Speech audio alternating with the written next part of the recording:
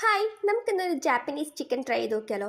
അപ്പോൾ അതിന് മൈദ, cornflour, pepper powder, പിന്നെ ആവശ്യത്തിന് ഉപ്പും വെള്ളവും കൂടി ചേർത്ത് മിക്സ് ചെയ്ത് വെക്കുക. ഇതിന് ശേഷം നമുക്ക് ചിക്കൻ ചേർത്ത് കൊടുക്കാം. ബോൺലെസ് ചിക്കൻ വേണം കേട്ടോ, അതായത് എല്ലില്ലാത്ത പീസ് നോക്കിയിട്ട് എടുക്കുക.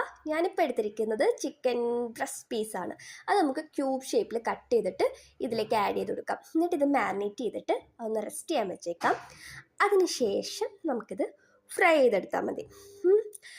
ഈ ഫ്രൈ ഒക്കെ ചെയ്ത് മാറ്റി വെച്ചതിന് ശേഷം നമുക്കിതിൻ്റെ ക്രീമി സോസ് തയ്യാറാക്കിയെടുക്കാം. ഇതിൻ്റെ ഇൻഗ്രീഡിയൻസ് ലിസ്റ്റ് എല്ലാം ഞാൻ സ്ക്രീനിൽ കൊടുത്തിട്ടുണ്ട്. അപ്പം അതിന് നമുക്ക് butter, garlic, chilli, pepper powder, milk, പിന്നെ ആവശ്യത്തിന് ഉപ്പും കൂടി ചേർത്ത് കൊടുക്കാം. ഞാനിവിടെ മിൽക്ക് ആഡ് ചെയ്തതിൻ്റെ വീഡിയോ എടുക്കാൻ മറന്നുപോയി. ഇപ്പം ഞാൻ കുക്കിംഗ് ക്രീം ആഡ് ചെയ്തേക്കുന്നത് അത് എൻ്റേതായ ഒരു എക്സ്ട്രാക്ക് ഞാൻ ആഡ് ചെയ്തതാണ്. നിങ്ങൾക്ക് മിൽക്ക് ആഡ് ചെയ്താൽ മതി കേട്ടോ. എന്നിട്ട് അതിനുശേഷം കാഷ്നട്ടിൻ്റെ പൗഡറും കൂടി ഇട്ട് കൊടുക്കുക. അത് കഴിഞ്ഞിട്ട് ഇതൊന്ന് തിളച്ചൊക്കെ വന്നതിന് ശേഷം നമുക്ക് ചിക്കൻ ചേർത്ത് കൊടുക്കാം. ഇത് കുറച്ച് കഴിയുമ്പോഴത്തേക്ക് അങ്ങ് സെറ്റ് ആയിക്കോളും, അതായത് ഒന്ന് ഇച്ചിരി തിക്ക് കൺസിസ്റ്റൻസി ആയിക്കോളും. അപ്പോൾ നമുക്ക് ഈസി ആയിട്ട് ഉണ്ടാക്കാം. പിന്നെ ഗാർണിഷിങ്ങിനായിട്ട് സ്പ്രിംഗ് ഒണിയനോ കൊറിയാൻഡർ ലീഫോ ചേർക്കാം. ഇത്രയേ ഉള്ളൂ.